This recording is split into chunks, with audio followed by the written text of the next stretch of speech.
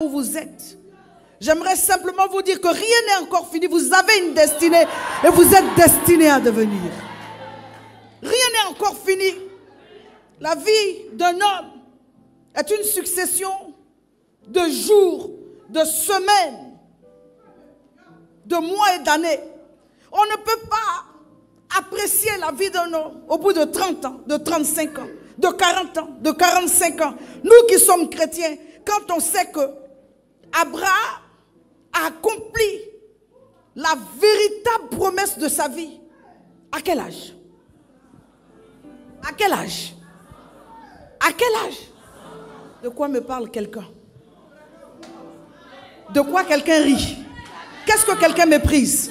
Quand parce que tu as déjà 45 ans, ça met du temps. C'est vrai qu'à 45 ans, tous nous aurions souhaité être déjà accomplis et pleinement et totalement accomplis, en train déjà de commencer à raconter les merveilles de l'Éternel. Mais il faut que tu saches une chose, c'est que chacun, et individuellement, nous avons notre histoire.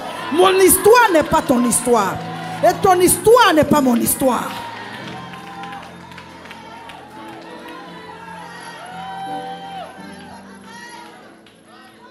Certains commencent tôt.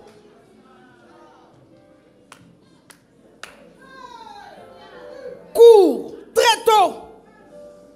S'essoufflent aussitôt. Et se perdent subitement.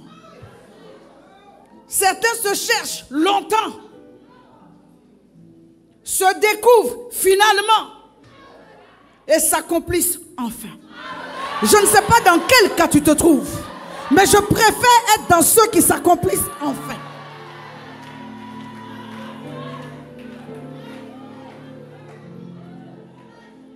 Oui, je préfère être de ceux qui s'accomplissent enfin. Parce que voyez-vous, ce soir, je veux commencer à parler de deux femmes qui ont commencé chacune sa vie dans son temps. La Bible nous dit dans le livre d'Esther que ce roi-là dont il était question n'était pas un homme seul. Il était déjà marié quand les caméras se braquaient devant lui pour nous réciter sa vie. Il avait déjà une femme dans sa vie. À cette époque, tout le monde enviait cette femme. Tout le monde rêvait de la vie de cette femme. Sa vie présente ressemblait au futur de certaines femmes qui l'observaient en essayant d'apprendre d'elle. Elle a été reine. La Bible ne nous dit pas pour combien de temps. Mais un jour, la mauvaise appréciation de la grâce qui lui a été faite, le sentiment d'un acquis, le sentiment d'être capable de posséder, la grâce lui a échappé.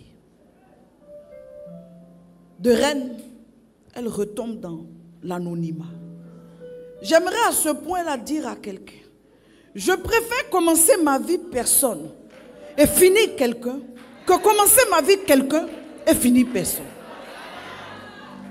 Où est la gloire dans la vie de Vatsi? On vit pour devenir de mieux en mieux. On vit pour aller dans le meilleur. On ne quitte pas le meilleur pour descendre. Vatsi, quel est ton exemple? On parle de toi dans la Bible, mais Vatsi, ta vie c'est quoi? Ta vie c'est la vie d'une femme qui a été et qui n'a pas su rester. Et plusieurs femmes ne comprennent pas que devenir est un processus qui ne s'arrête que lorsqu'on est parvenu à l'éternité. Devenir est un processus que nul n'est censé interrompre. Parce que devenir, c'est permettre à une destinée, à sa destinée, de s'accomplir. La destinée, c'est quoi? La destinée, selon ce que le dictionnaire dit, C'est une puissance souveraine